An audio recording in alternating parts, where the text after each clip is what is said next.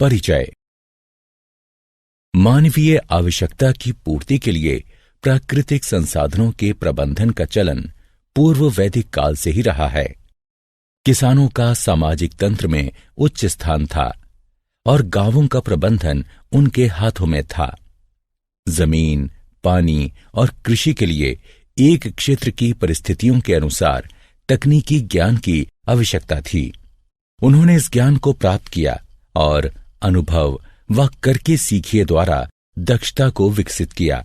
जनसंख्या वृद्धि के कारण प्राकृतिक संसाधनों के अत्यधिक शोषण से कई कठिन समस्याएं उत्पन्न हो गईं। वनस्पति विनाश के परिणाम स्वरूप भूक्षरण, अनाच्छादन, मृदा अपवर्जन, भूस्खलन, बाढ़, दुर्भिक्ष और असंतुलित पारिस्थितिकी उत्पन्न हो गए हैं। संतुलित पारिस्थितिकी अति आवश्यक है।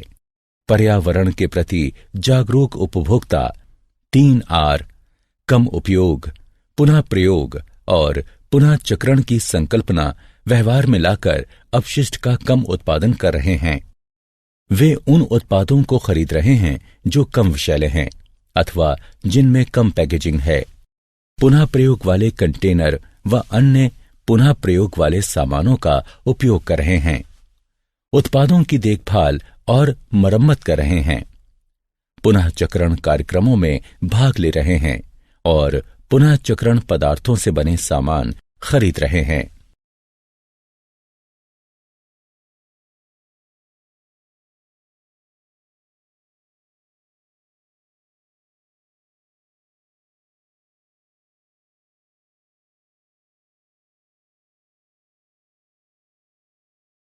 उद्देश्य। इस पाठ के अंत में आप निम्न करने में सक्षम हो जाएंगे: संसाधनों की आवश्यकता बताना, वनों के वितरण, वन्य जीवन और उनके चिरस्थायी प्रबंधन को समझाना, वर्षा जल संचय के तरीकों को बताना, जीवाश्म ईंधन जैसे कोयला और पेट्रोलियम के महत्व को पहचानना।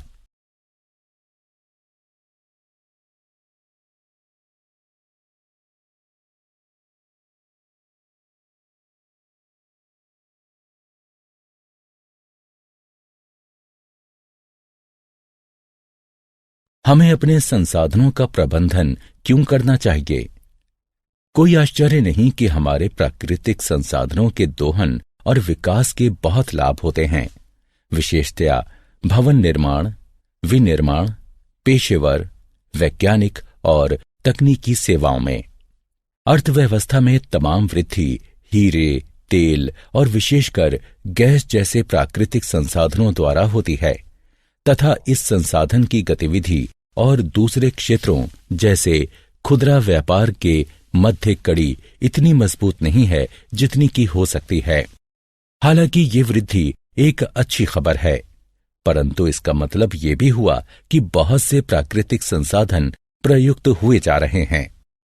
कुछ संसाधन ऐसे भी हैं जिनका स्थान कोई नहीं ले सकता, इसलिए उनकी समुचित देखभाल करना हमारा कर्तव्य है। वन तथा वन्य जीवन। वनों की पारिस्थितिकी एक जटिल पारिस्थितिकी है जिसमें मुख्य रूप से वृक्ष हैं जो पृथ्वी पर जीवन के प्रारूपों की रक्षा करने के लिए एक अंतर्रोधी का निर्माण करते हैं। ये वृक्ष जो वनों के मुख्य क्षेत्र का निर्माण करते हैं, वे एक विशेष वातावरण का निर्माण करते हैं जिसका प्रभाव वनों में पाए जाने वाले पेड़ पौधों व जीवों पर पड़ता है। खाद्य तथा कृषि संस्थान FAO ने ऐसी भूमि को वन के रूप में परिभाषित किया है जिसमें 10% से अधिक वृक्षों का आच्छादन या समान भंडारण स्तर हो तथा क्षेत्रफल 0.5 हेक्टेयर से अधिक क्षेत्र हो।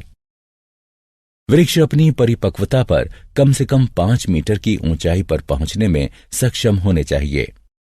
कटिबंधीय तथा उष्ण कटिबंधीय क्षेत्रों में वन वनस्पतियों में तथा प्राकृतिक वनों में पुनः विभाजित होते हैं।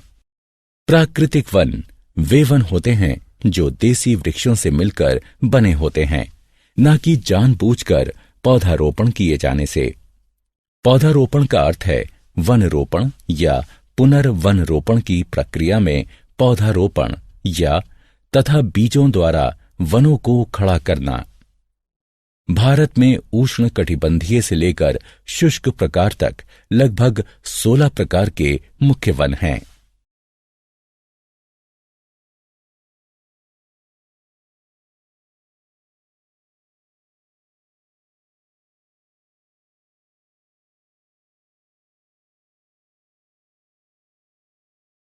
जहां कहीं भी सबसे गर्म माह में औसत तापमान लगभग 10 डिग्री सेल्सियस तथा वार्षिक औसत वर्षा लगभग 200 मिलीमीटर होती है, वहां पर वन विकसित हो सकते हैं।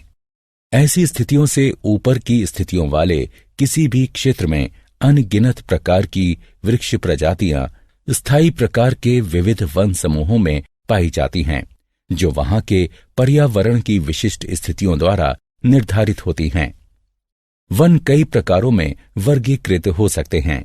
इनमें से कुछ हैं टेंगा वन, देवदार तथा फरादी, शंकुधर तथा पर्णपाती वृक्षों वाले मिश्रित समशीतोष्ण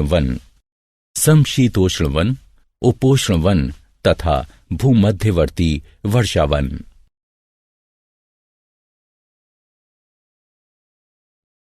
यह माना जाता है कि भारत में वन संपत्ति का संगठित दोहन शिकार में वृद्धि के साथ आरंभ हुआ। माना जाता है कि अशोक महान ने वनों तथा समस्त वन्य जीवों की रक्षा के लिए सर्वप्रथम वन उद्यान का गठन किया था।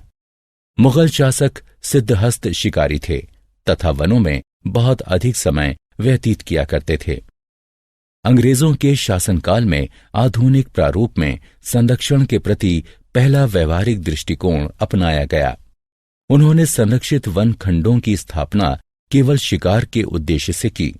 हालांकि उनके इस कदम के पीछे कई अन्य कारण थे। इसने भूमि वर्गीकरण तथा वनों पर नियंत्रण के उद्देश्य को पूर्ण किया।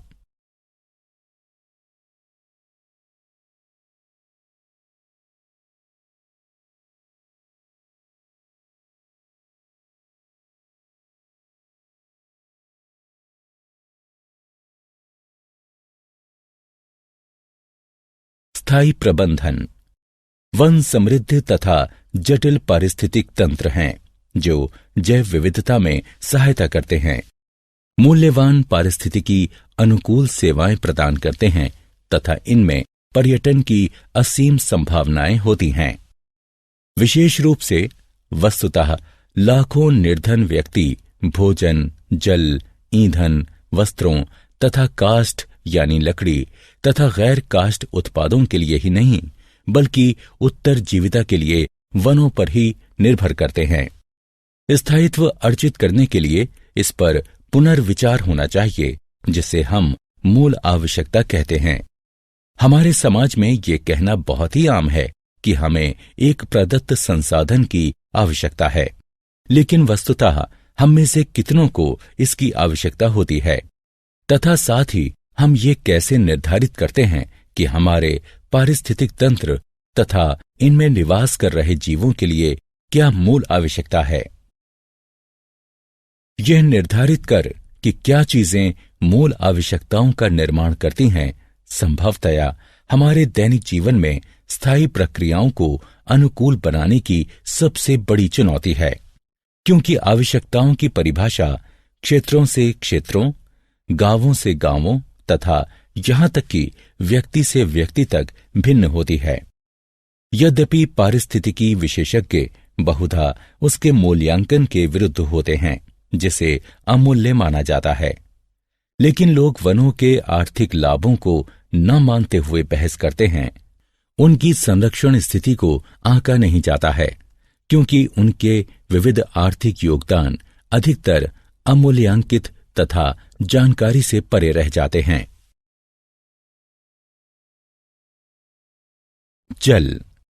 जल को सभी जीवों के लिए मूल आवश्यकताओं में एक माना जाता है। हम सभी जानते हैं कि यह हमें प्रभु का वरदान है। जल की प्राकृतिक रूप से पूर्ति वर्षण द्वारा होती है तथा यह महासागर में प्रवाह वाष्पीकरण तथा भूमि की उपसतह में रिसकर खो जाता है। हालांकि किसी सतही जल तंत्र के लिए वर्षा प्राकृतिक आगत है। तंत्र में जल की कुल मात्रा किसी भी दिए गए समय पर कई कारकों पर निर्भर करती है। इन कारकों में सम्मिलित हैं झीलों में भंडारण, गीले स्थान तथा कृत्रिम जलाशय। इन भंडारण इकाइयों के नीचे मिट्टी की स्थिति, वाटरशेड में भूमि की विशिष्टताएं, वर्षण का समय तथा स्थानीय वाष्पीकरण दर। इनमें से सभी कारक उस जल के अनुपात को भी प्रभावित करते हैं जो महासागर में प्रवाह के माध्यम से वाष्पीकरण तथा भूमि की उपसतह में रिसाव के माध्यम से खो जाता है।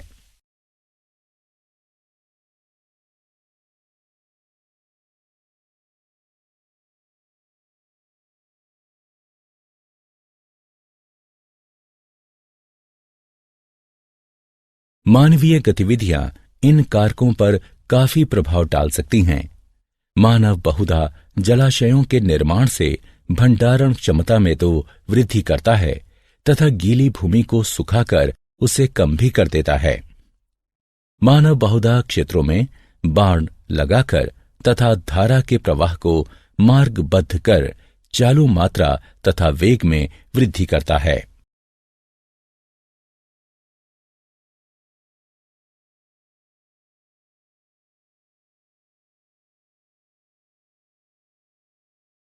वर्षा जल संचयन।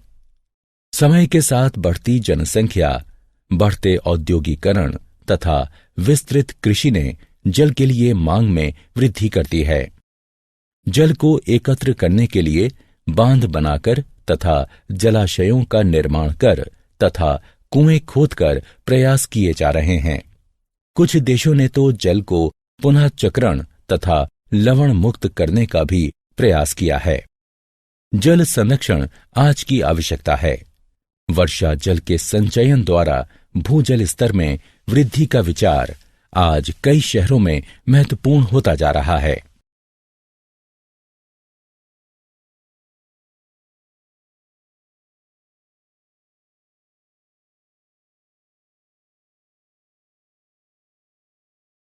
वनों में जल तेजी से भूमि में समा जाता है क्योंकि पेड़ पौधे इसे थाम लेते हैं। यह भूमिगत जल बदले में कुओं, झीलों तथा नदियों में चला जाता है। वन संरक्षण का अर्थ है जल ग्रहों का संरक्षण। प्राचीन भारत में लोगों का मानना था कि वन नदियों की माता हैं तथा वे इन जल निकायों के स्रोतों की पूजा आराधना किया करते थे। यह जल संरक्षण की एक बेहद ही लोकप्रिय पद्धति बनती जा रही है, विशेषकर शहरी क्षेत्रों में।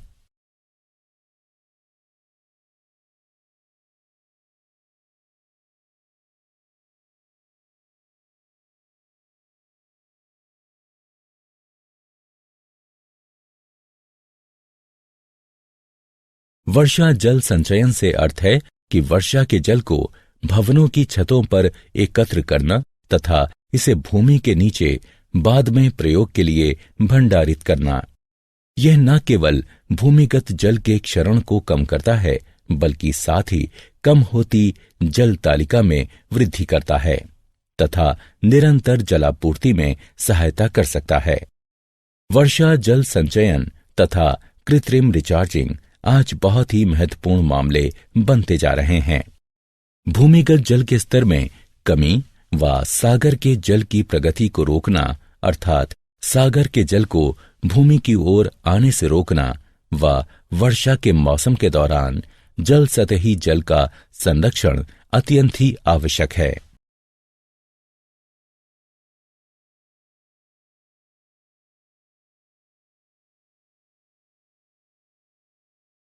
कोयला तथा पेट्रोलियम। कोयला पृथ्वी पर अब तक का सबसे प्रचुर जीवाश्म माना गया है। यह आवश्यक कार्बन होता है तथा यह मुख्य रूप से ज्वलनशील ईंधन के रूप में प्रयोग होता है।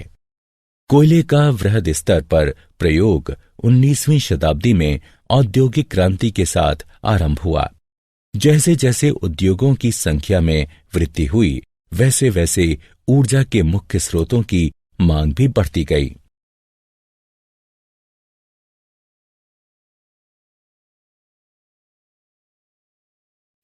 कोयला पौधों का उत्पाद है, मुख्यतः उन वृक्षों का जो कई हजारों वर्ष पूर्व मृत हुए थे। निचले क्षेत्रों में जल जमा होने से या ऐसे क्षेत्रों में जहां जल धीरे धीरे भरता था, मृत वृक्ष तथा पौधे उस प्रकार से अपघटित नहीं हो पाए जैसा कि उन्हें होना चाहिए था। मृत पौधे जल से आच्छादित होते गए तथा वे वायु के ऑक्सीकरक प्रभावों से अछूते रहे। कुछ जीवाणुओं के कार्यों ने ऑक्सीजन तथा हाइड्रोजन छोड़ी, जिसने अवशेष को कार्बन में समृद्ध तथा और भी समृद्ध बनाया। इस कार्बन समृद्ध तत्वों की चौड़ी परत, जिसे पांस कहा जाता है, हजारों वर्षों में बनी।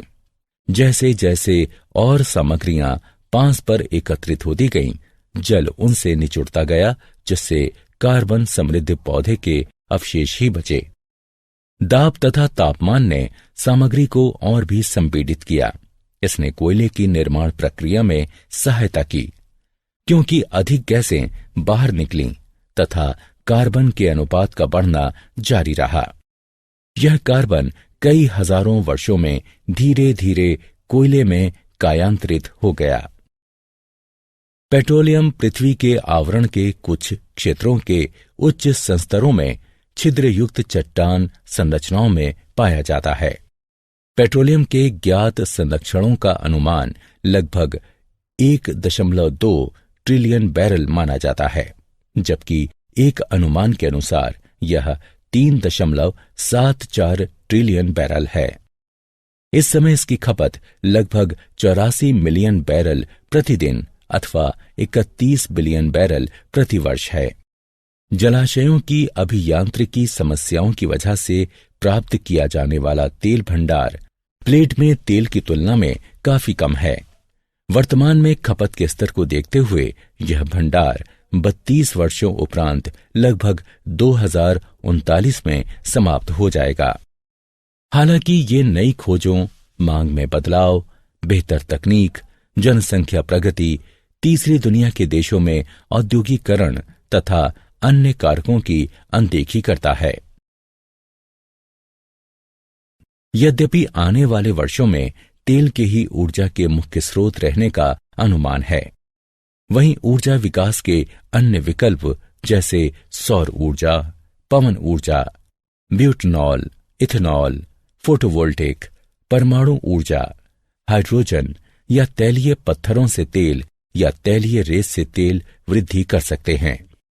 चीन एवं भारत जैसे विकासशील देश जो क्योटो प्रोटोकॉल से बाहर हैं, इनमें प्रचुरता के कारण कोयले के उपयोग में वृद्धि हो सकती है। 3R अर्थात कम उपयोग, पुनः प्रयोग तथा पुनः चक्रण। व्यर्थ की खरीदारी न कर अनावश्यक अपशिष्टों को कम करना। वे वस्तुएं जो कभी कभी ही प्रयोग की जाती हैं, उन्हें या तो किसी से उधार लिया जा सकता है या किसी अन्य के साथ साझा किया जा सकता है। कैन के स्थान पर बोतल खरीदें तथा दोबारा चार्ज होने वाली बैटरी खरीदें। उन वस्तुओं को पुनः प्रयोग करें जिन्हें आप बहुधा खराब मान लेते हैं। कभी कभी ये अन्य उद्देश्यों की भी पूर्ति करती है। वस्तुओं को फेंकने के स्थान पर उन्हें किसी अन्य कार्य में प्रयोग कर आप अपशिष्टों को कम कर सकते हैं। कागज तथा लिफाफों को नोट लिखने के लिए फालतू कागज के रूप में प्रयोग किया जा सकता है। अपने उन व्यर्थ उत्पादों का पुनः चक्रण करें जिनसे आप कुछ ऊर्जा संरक्षित कर सकते हैं। सुनिश्चित करें कि आपके घर में कूड़ेदान हो। इसे एक ऐसे स्थान पर रखें कि आप इसका प्रयोग करना भूलें नहीं। सारांश। आइए हमने जो कुछ सीखा है उसे संक्षेप में दोहराएं। किसी भी अर्थव्यवस्था की अधिकतर प्रगति प्राकृतिक संसाधनों जैसे कि कोयला, तेल व गैस आदि से आती है। वन एक जटिल पारिस्थितिकी है जिसमें अधिकतर वृक्ष होते हैं जो जीवन के प्रारूपों की रक्षा करने के लिए एक अंतर्रोधी का निर्माण करते हैं। खाद्य तथा कृषि संस्थान FAO ने ऐसी भूमि को वन के रूप में परिभाषित किया है जिसमें 10% से अधिक वृक्षों का आच्छादन या समान भंडारण स्तर हो तथा क्षेत्रफल 0.5 हेक्टेयर से अधिक क्षेत्र हो। उपोष्ण तथा उष्ण कटिबंधीय क्षेत्रों में वन वनस्पतियों तथा प्राकृतिक वनों में उपविभाजित होते हैं। अशोक महान ने वनों तथा समस्त वन्य जीवों की रक्षा के लिए सर्वप्रथम वन उद्यान का गठन किया था। अंग्रेजों ने संरक्षित वन खंडों की स्थापना केवल शिकार के उद्देश्य से की। जल की प्राकृतिक रूप से पूर्ति वर्षण द्वारा होती है तथा यह महासागर में प्रवाह, वाष्पीकरण तथा भूमि की उपसतह में रिसाव के माध्यम से खो जाता है। वर्षा जल संचयन से अर्थ है कि वर्षा के जल को भवनों की छतों पर एकत्र करना तथा इसे भूमि के नीचे बाद में प्रयोग के लिए भंडारित करना। कोयला पौधों का उत्पाद होता है, मुख्यतः उन वृक्षों का जो कई हजारों वर्ष पूर्व मृत हो गए थे।